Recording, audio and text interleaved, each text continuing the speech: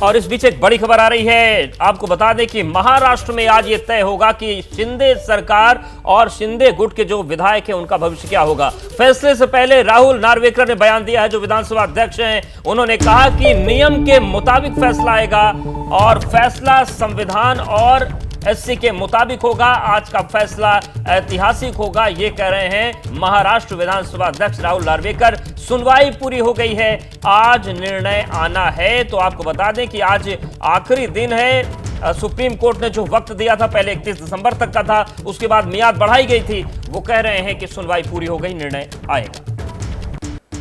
पात्रता के याचिका के ऊपर सुनवाई पूरी हो चुकी है और मैटर ऑर्डर्स के लिए रिजर्व किया गया है। इस मैटर के ऊपर आज निर्णय दिया जाएगा। ये निर्णय संपूर्ण रूप से कानून को में जो प्राविधान है, संविधान में जो प्राविधान है और सर्वोच्च न्यायालय ने जो प्रिंसिपल सेट किए हैं, उसके आधार पर ही ये निर्णय लिया जाए। शेड्यूल में जो प्रोविजंस है, जिनका इंटरप्रिटेशन आज तक कुछ प्रोविजंस का हुआ नहीं है, कोई ऐसे विशेष घटनाएं हुई है जिसका इंटरप्रिटेशन अभी तक किसी केस में हुआ नहीं है, वैसे इंटरप्रिटेशन इस केस में करने की ज़रूरत थी। और इस केस में उस प्रकार से उचित सभी कानून के प्राविधानों का विचार करके। एबीपी न्यूज संवाददाता कृष्णा ठाकुर इस वक्त सीधे हमारे साथ जुड़ रहे हैं। इस खबर पर ज्यादा जानकारी वो देंगे। कृष्णा, देखिए, इस पूरे मामले को लेकर फैसला क्या आएगा इसका इंतजार सबको है, लेकिन ये फैसला कब आएगा? अभी फिलहाल महाराष्ट्र में सियासी तौर पर क्या चल रहा है? ग्राउंड जीरो से क्या जानकारी आपके पास? देखिए पूजा, आज महाराष्ट्र के लिए बहुत ही खास दिन है। 1.5 साल से विधायकों की अयोग्यता वाले मामले की सुनवाई चल रही है और ये 1.5 साल से ये पूरा मामला लंबित था और आज ये ऐतिहासिक दिन है जब अयोग्यता वाले मामले को लेकर फैसला सुनाया जाएगा। 11 बजे से लेकर शाम 4 बजे के बीच में जो विधानसभा अध्यक्ष राहुल नार्वेकर हैं वो किसी भी वक्त फैसला सुना सकते हैं।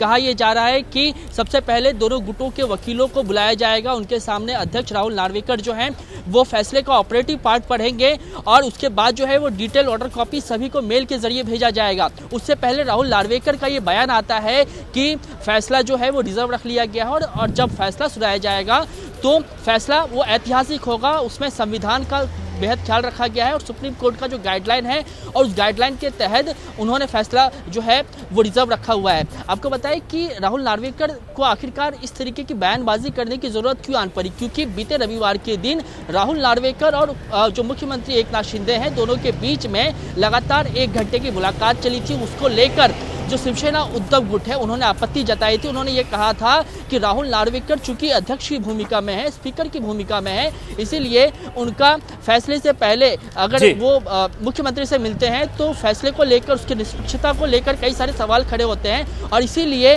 बिल्कुल तमाम बातें हैं। और जो शिवसेना का उद्धव गुट है उसकी तरफ से बयानबाजी हो रही। कृष्णा, आपके पास आएंगे, लेकिन महाराष्ट्र में आज क्या हो सकता है ये सभी के मन में सवाल है। तो देखिए, अगर शिंदे अयोग्य हुए तो सीएम पद छोड़ना पड़ जाएगा, अगर शिंदे योग्य घोषित हुए तो सीएम पद पर बने रहेंगे। ये 2 संभावनाएं हैं। इसके अलावा अगर अयोग्यता होती है तो अजीत पवार का कद बढ़ जाएगा, क्योंकि ज्यादा विधायकों के साथ वो शामिल हुए हैं सरकार में। अगर शिंदे योग्य घोषित होते हैं तो शिंदे का सियासी कद बढ़ेगा, कार्यकाल बढ़ जाएगा। इसके अलावा अगर शिंदे अयोग्य होते हैं अपने 16 विधायकों के साथ, अजीत पवार के समर्थन से नई सरकार बनेगी। और अगर शिंदे योग्य घोषित हुए तो फिर उद्धव समर्थक जो कई हैं वो पार्टी छोड़ सकते हैं। इसके अलावा अगर शिंदे घोषित होते हैं तो उद्धव ठाकरे मजबूत हो जाएंगे, लेकिन अगर अयोग्यता सिद्ध हुई तो फिर उद्धव गुट और कमजोर हो जाएगा। ये पूरी तस्वीर बन रही है और ये जो 2 परिस्थितियां हैं ये बन सकती हैं।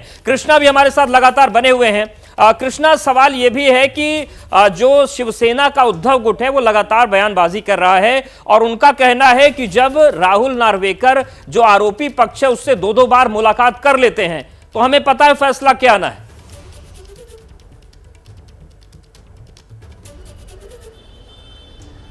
बिल्कुल, देखिए राहुल नार्वेकर जिन्होंने मुलाकात की है 2 दिन पहले रविवार के दिन वर्षा निवास स्थान पर इनकी मुलाकात हुई है। और इसी मुलाकात को लेकर जो शिवसेना उद्धव गुट है वो लगातार सवाल खड़े कर रहा है कि चूंकि फैसला जो है वो सुनाया जाना है, उससे पहले अगर राहुल नार्वेकर मुलाकात करते हैं तो कहीं ना कहीं फैसले को लेकर, उसकी निष्पक्षता को लेकर सवाल उठाया जा रहा है। और इसी बात को लेकर जो उद्धव गुट है वो सुप्रीम कोर्ट में गया है, उन्होंने हलफनामा दायर किया है और ये कहा है कि अगर फैसले से पहले अगर वो मिलते हैं तो आप ये मान के चलिए कि फैसला किस तरीके से आने वाला है। तो कहीं ना कहीं फैसले को लेकर सवाल उठाया गया है।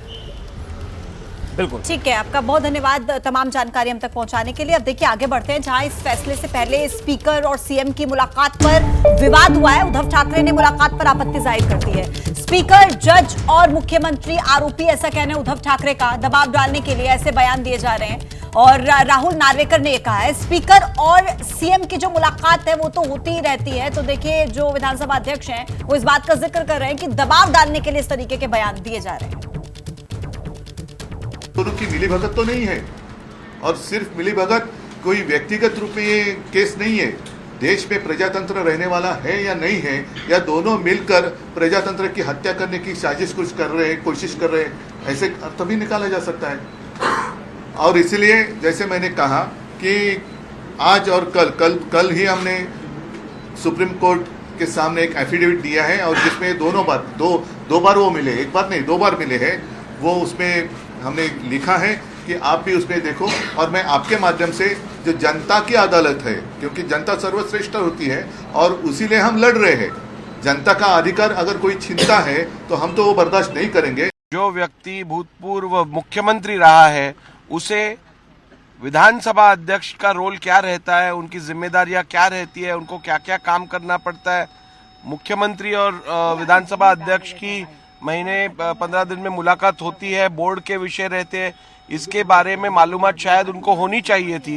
लेकिन जब वो स्वयं मुख्यमंत्री थे तो शायद उन्हें ज़्यादा इस विषय की मालूमात लेने का वक्त नहीं मिला होगा। तो इसके बारे में और क्या कह सकता हूँ मैं। तो बयानबाजी चल रही है, अयोध्या पर आज फैसला आना, उससे पहले जो मुख्यमंत्री और विधानसभा अध्यक्ष की मुलाकात हुई उस पर जो शिवसेना उद्धव गुट है वो सवाल उठा रहा है। देखिए जेपी नड्डा लगातार दौरे कर रहे हैं, असम दौरे पर पहुंचे हैं, कामाख्या देवी मंदिर में पूजा अर्चना करते हुए नजर आ रहे हैं बीजेपी के राष्ट्रीय अध्यक्ष जेपी नड्डा। तो देखिए मंदिर में पूजा अर्चना और भगवान का आशीर्वाद लेने के बाद यहाँ पर मौजूद लोगों से उनकी बातचीत हो रही है। ये जेपी नड्डा इस वक्त मौजूद हैं कामाख्या देवी मंदिर में। और वहीं पर देखिए नॉर्थ ईस्ट के दौरे पर जब जेपी नड्डा पहुंचे तो उन्होंने सबसे पहले मां कामाख्या मंदिर पहुंचकर आशीर्वाद लिया, फिर उसके बाद लोगों से बातचीत करते हुए नजर आ रहे हैं। तो ये तस्वीरें हम आपको दिखा रहे हैं गुवाहाटी की, जहां पर कामाख्या देवी मंदिर में दर्शन किया। मिशन पूर्वोत्तर जो है लोकसभा चुनाव के मद्देनजर उस पर मंथन चल रहा है और उसी के लिए बीजेपी के राष्ट्रीय अध्यक्ष जेपी नड्डा पहुंचे हैं और उसकी शुरुआत देखिए हो रही है मां कामाख्या देवी के दर्शन और पूजन के साथ।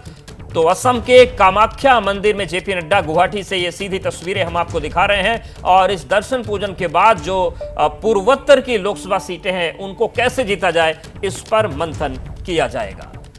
इस वक्त बड़ी खबर आ रही है उत्तर प्रदेश की राजनीति से। स्वामी प्रसाद मौर्य के बयान पर बीजेपी ने पलटवार किया है।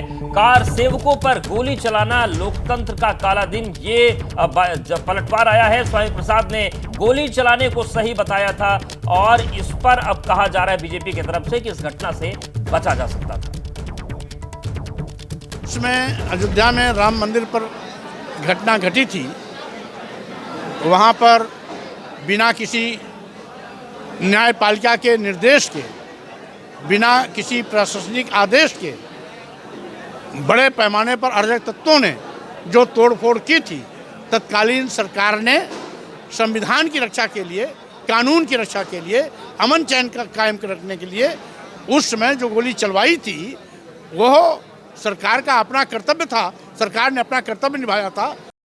प्रसाद मौर्य का ये कहना कि कार सेवकों पर गोली चलाना न्याय संगत था, मैं इससे सहमत नहीं हूँ। वो दिन भारत के लोकतंत्र के लिए काला दिवस था, सनातन धर्म के लिए काला दिवस था और तानाशाही की पराकाष्ठा थी और निरंकुश शासन की पराकाष्ठा थी।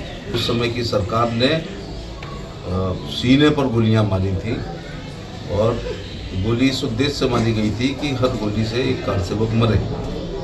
तो स्वामी प्रसाद मौर्य की इस बयान की मैं निंदा करता हूँ। इस घटना को अवॉइड भी किया जा सकता था। तो देखिए, स्वामी प्रसाद मौर्य के बयान के बाद लगातार अब राजनीतिक प्रतिक्रियाएं सामने आ रही।